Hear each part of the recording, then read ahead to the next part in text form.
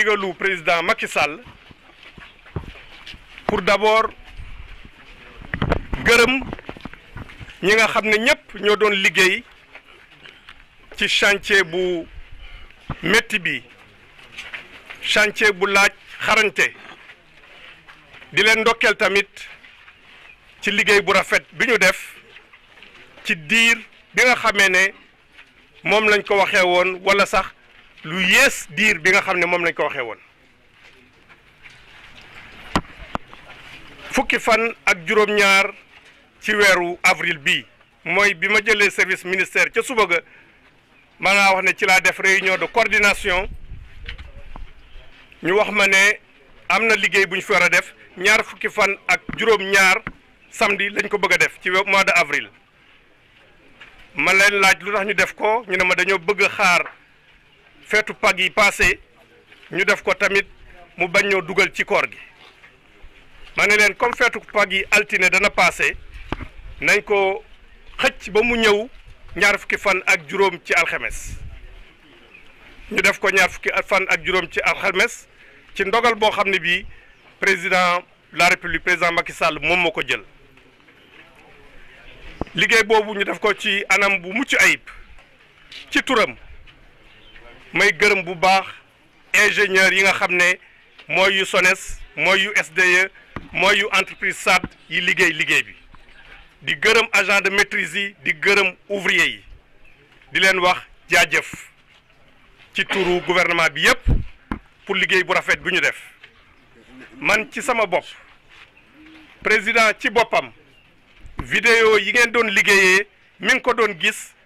di leen naw ci liggéey bi nga xam ne def ngeen ko di leen ci ndokkale kon liggéey bi nag li tax ñu def ko mooy fàttaliku ngeen juróom benni at ci ginnaaw ci mois de septembre 2013 accident bu mag amoon na ci ay tuyaux yu nekkoon fii nga xam ne ñun ñëpp tey jii gis nañ ko teg ci suñu bët président bi mu fi ñëwee mu ne danañu ut ay jumtukaay yoo xam ne yii danañu fegg li nga xam ne mooy ndox miy jógee Kër Momar Sarr di ñëw ba Dakar région de Dakar di ko jëfandikoo nga xam ne loolu ndox mi nit ñi jëfandikoo dafa Dakar suñ ko xaajee fanweeri xaaj yi ak juróom ci téeméer yi fii lay jóge ci Kër Momar Sarr mu ne kon loolu nañ ko sécuriser ut ci ay solution durable biñ ci jógee nguur gi def ci gëstu yim ci war a def ak saytu yim ci war a def gis ne am na ay liggéey yim ci war a def muy juróom-ñaari liggéey yépp def nañ ko bii moo doon liggéey bi mujj ci loolu muy pièce boobu nga xam ne moo indi woon problème yi juróom benn at ci ginnaaw ñu ko doon teggi tey di ko dindi ci réseau bi def ci beneen jumtukaay loolu nag li nga xam ne moom lay indi mooy ragal bi ñu doon ragal ci dispositif boobu fi nekkoon wàññeeku na bu baax a baax a baax a baax dana may ñu gën a óolu ndox mi jóge fii ci Lac de Guiers usine Kër Momar Sarr di ko defaraat ñu koy yóbbu ci ñaar téeméeri kilomètres ak juróom fukk ba Dakar kon boog tey jii bés la boo xam ne bii taarixu usine Kër Momar Sarr dana ko jàpp ci pièce bi fi nekkoon di indi ay jafe-jafe tey ñu liggéey ko liggéey bu mucc ayib ba nga xam ne dana wàññe jafe-jafe yu jóge ci pièce boobu di wax rek ne loolu nag su fekkee ne tey def nañ ko danañu massawu population région de Dakar yépp nga xam ne ñaari fan yi ñenn ci ñoom yëg nañu ndox manqué fa te ndox dafa am solo ci nit mais di leen wax ne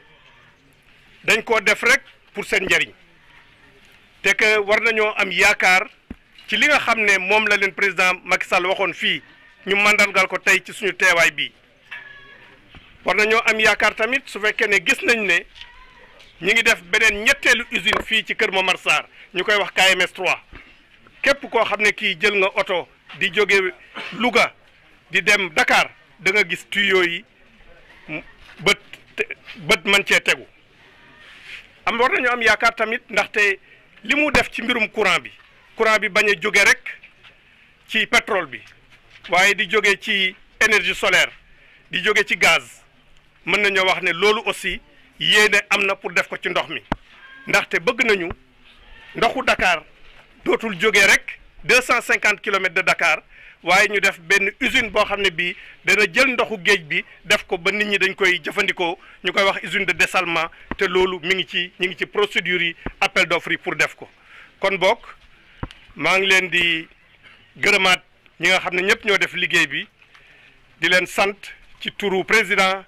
ci turu gouvernement bi ci turu réew mi di wax ne liñ fi gis yaakaar la pour xarañte doomu Sénégal ci liggéey bi nga xam ne mën nañ ko liggéey pour suñu réew jëm kanam. or li ma bëgg a wax mais feneen fu ñu mën a kañee ñu doon liggéey fii mooy que ne ñaar fukki waxtu ak juróom-ñett la liggéey bi laajoon ñoom pare nañ ko ci ñaar fukki waxtu ak ñeent lu jiitu kon li ñu waxoon ñaareel bi nga xamee ne pare nañu liggéey bi SONES ak entreprise bi pare ko. SDE moo waroon a jël léegi pour indiwaat ndox mi ci réseau bi loolu mi ngi laajoon loo xam ne lii dana toll ci fukki waxtu ak ñaar waaye gis nañ ne boor yi 3 heures de matin bi ñu defee pompe bu njëkk bi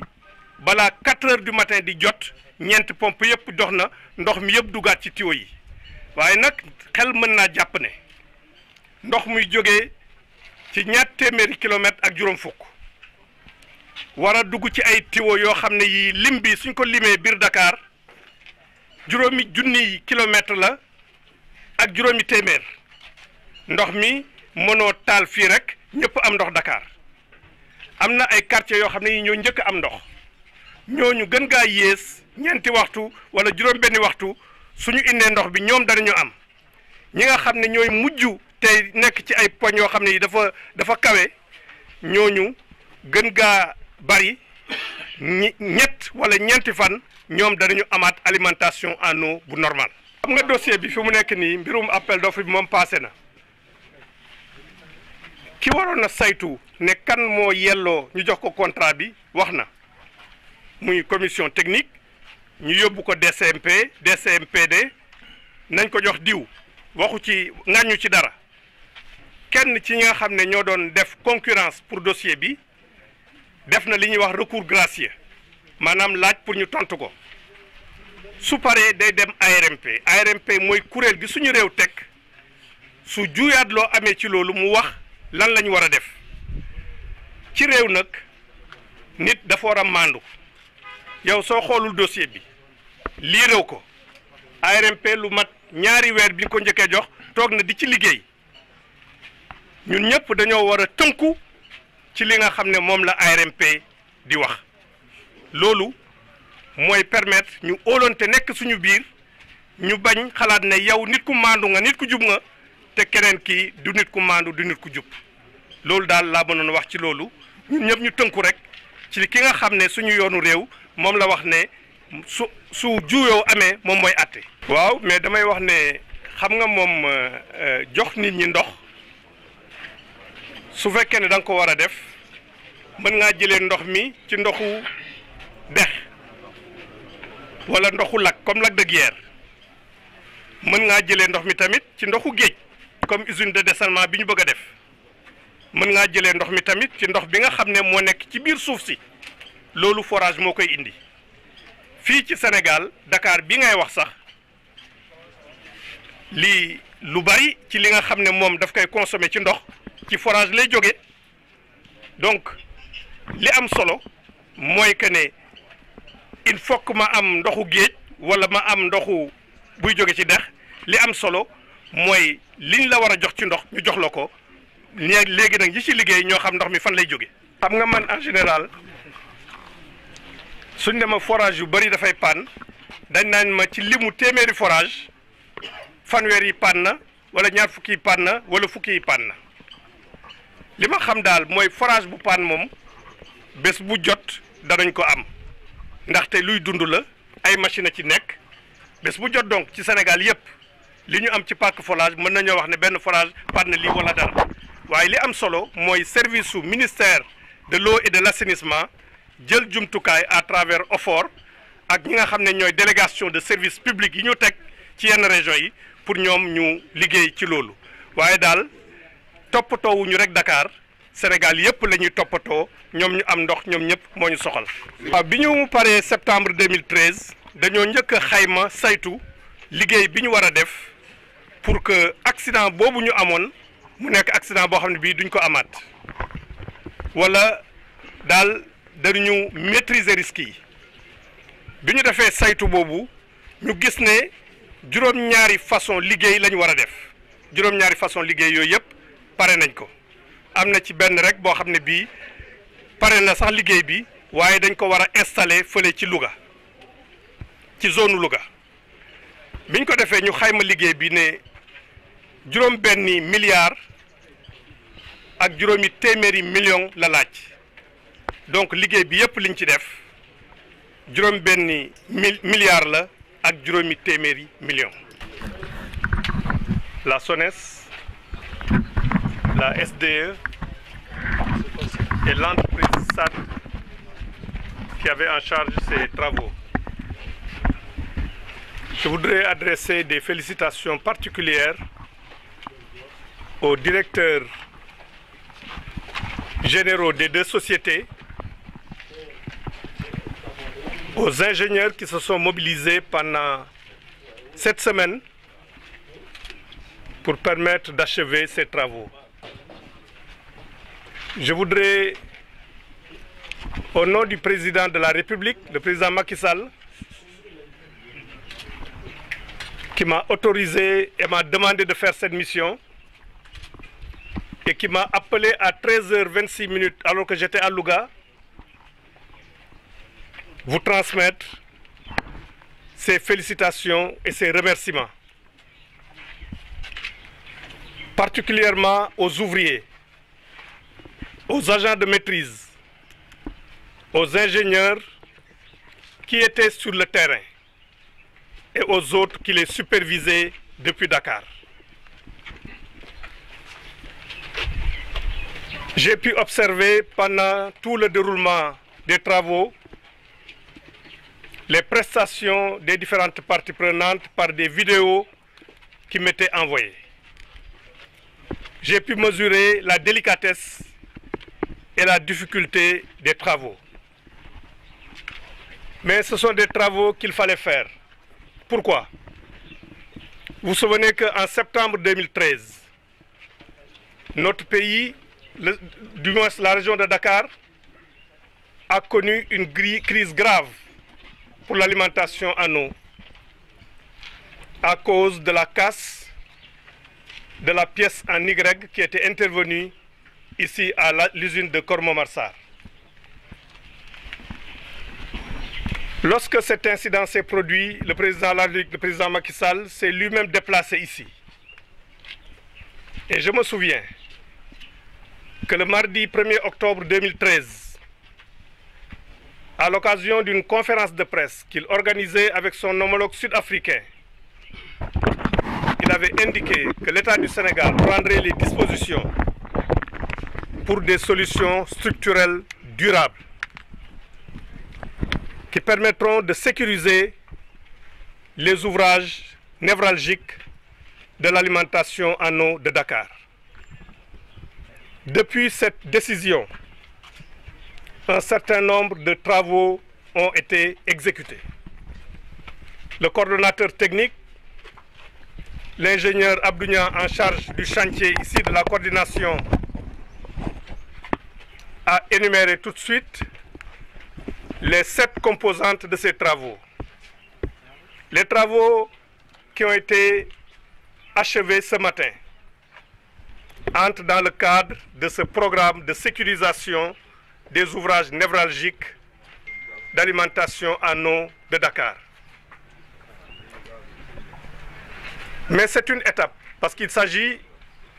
de sécuriser l'alimentation en eau venant de Keur Momar Sarr. Une solution plus structurelle est en vue, qui nous permettra d'avoir, pour emprunter un langage au secteur de l'énergie qui parle de mix énergétique, d'avoir un mix eau par l'installation d'une usine de dessalement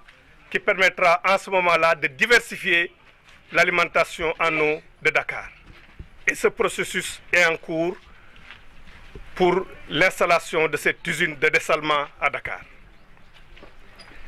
Le moment que nous vivons aujourd'hui est un moment historique parce que ce moment clôture une époque. Une époque où pratiquement Keur Momar Sarr constituait pour les Sénégalais un souci. Chaque fois qu'on parle de Keur Momar Sarr,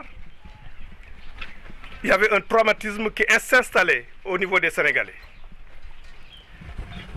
Nous avons eu une vulnérabilité sur la pièce en Y. Une vulnérabilité tenant du caractère ad hoc pratiquement de cette pièce, tenant à la capacité des ballons, tenant aux matériaux de cette pièce. Dans le cadre de ces solutions structurelles durables dont le président de la République avait parlé, on a maintenant installé une pièce en T, qui est une pièce usuelle en hydraulique. C'est la raison pour laquelle le président de la République, mercredi dernier, en Conseil des ministres, a autorisé l'exécution de ces travaux sur la base de la confiance accordée à l'expertise sénégalaise. Nous nous réjouissons de constater qu'un défi technique a été posé à notre expertise nationale pour résoudre cette question, et notre expertise nationale, des ingénieurs jusqu'aux ouvriers, ont relevé ce défi technique. On passe à l'échelle avec l'exécution de ces travaux à une autre échelle technique qui va permettre de sécuriser l'alimentation en eau de Dakar. Comme vous le savez, Keur Momar Sarr représente 130 000 m3 jour, soit près de 35% des besoins en eau de la production qui est acheminée sur Dakar. Je voudrais aussi dire que le cycle des travaux a eu raison du cycle des vulnérabilités du système d'alimentation en eau de Dakar, du moins des vulnérabilités majeures. Au moment donc où je constate la fin des travaux hier à 21 h, vendredi donc, hier à 21 h, et la fin de la remise en eau aujourd'hui à 3h43 du matin, je voudrais constater que cette expertise, ces ingénieurs et ces ouvriers ont été professionnels, ont été engagés. Je voudrais aussi indiquer que cette décision n'a pas été facile. C'est le 17 que la SONES à la SDE m'avait proposé d'effectuer ces travaux à la date du 27 pour laisser passer le week-end pascal et pouvoir terminer les travaux sans risque avant le début du Ramadan. Pour sécuriser davantage le début du Ramadan, le gouvernement a décidé d'effectuer ces travaux à partir du 25 pour parer à toute éventualité. Le chronogramme et le protocole des travaux ont été respectés. Et c'est ça qui nous a permis d'exécuter des travaux avec une avance de près de 4 heures par rapport au planning qui avait prévu une durée de 48 heures. Maintenant, au moment de dire ces mots, je voudrais aussi lancer un message à nos compatriotes, surtout de la région de Dakar. qui ont souffert de cette pénurie d'eau. Mais cette pénurie était nécessaire pour sécuriser davantage leur alimentation en eau. Nous avons une solution pérenne, une solution qui nous soustrait des aléas, des fuites et des difficultés qu'on pouvait avoir sur la pièce en Y. Je voudrais donc leur demander d'avoir espoir et de faire confiance par rapport aux solutions durables et structurelles qui sont envisagées, notamment pour diversifier les risques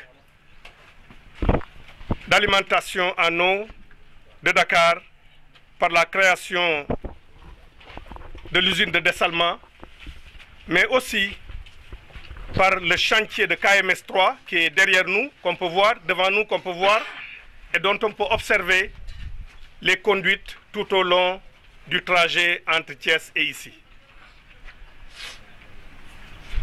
C'est ça que je voudrais dire au nom du gouvernement du Sénégal et au nom du chef de l'État. Il s'agit de 7 composantes dans ces travaux. Après l'incident de septembre 2013, un diagnostic a été effectué pour voir comment sécuriser davantage les ouvrages névralgiques. À l'issue de ce diagnostic, l'État du Sénégal a obtenu un financement de 6,5 milliards de francs CFA qui ont été utilisés dans ces 7 composantes dont j'ai parlé pour sécuriser les ouvrages névralgiques d'alimentation en eau de Dakar. Vous savez, ce sont ces questions-là, je pense que ce sont des questions à la fois techniques mais politiques. Nous avons plusieurs sources d'eau. J'ai parlé de l'eau de mer qui peut être une solution. Nous avons l'eau des fleuves ou bien des cours d'eau. Nous pouvons aussi avoir l'eau souterraine. À Dakar aussi, il y a une partie de l'alimentation qui vient des eaux de forage, de l'eau souterraine. Donc ce qui importe, c'est que notre pays exploite l'ensemble de ces sources d'eau pour pouvoir faire face aux besoins des populations. En principe, on est en avance sur la remise en eau, comme ça a été indiqué. Parce que la remise en eau était espérée, la 4e pompe être lancée peut-être vers 14h ou 15h aujourd'hui. La 4e pompe a été lancée à 3h43 du matin. Ce que le protocole technique indique, c'est que tous les quartiers de Dakar et toutes les zones ne se trouvent pas à la même hauteur. Donc les premiers qui se trouvent dans des zones basses, où la pression est forte, pourront ressentir le retour à une alimentation normale au bout peut-être de 4 heures de temps. Et ce que le protocole montre aussi, c'est que les derniers quartiers qui se trouvent sur les points hauts vont avoir un retour au bout de 72 heures après la mise en service de la 4e pompe. Ces mesures, je crois, ce sont des mesures qu'on prend tous les jours.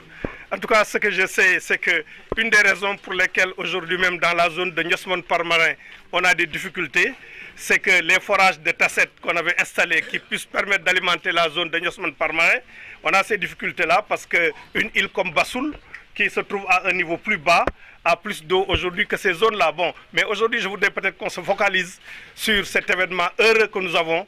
qui est de résoudre une question structurelle au niveau de l'usine Kermo-Marsa. Bon, je pense que ce qu'il faut indiquer pour être clair sur cette question-là, c'est que le dossier est sorti des mains du ministère de l'eau et de l'assainissement. Il y a un recours gracieux qui est en cours. Après le recours gracieux, si la société qui se sent lésée n'est pas satisfaite, cette société peut faire un recours contentieux au niveau de l'ARMP. Dans un pays qui se respecte, il faudrait faire confiance aux organes qu'on a mis en place et qui sont chargés d'étudier ces dossiers-là. Le premier recours, cet organe a mis près de 2 mois pour l'étudier. Je ne voudrais pas, moi, me prononcer sur le dossier. Il y a un organe qui est habilité, avec des compétences, qui va prendre une décision. Il faudrait que tout le monde respecte cette décision de l'ARMP qui interviendra à un moment donné ou à un autre s'il y a un recours contentieux.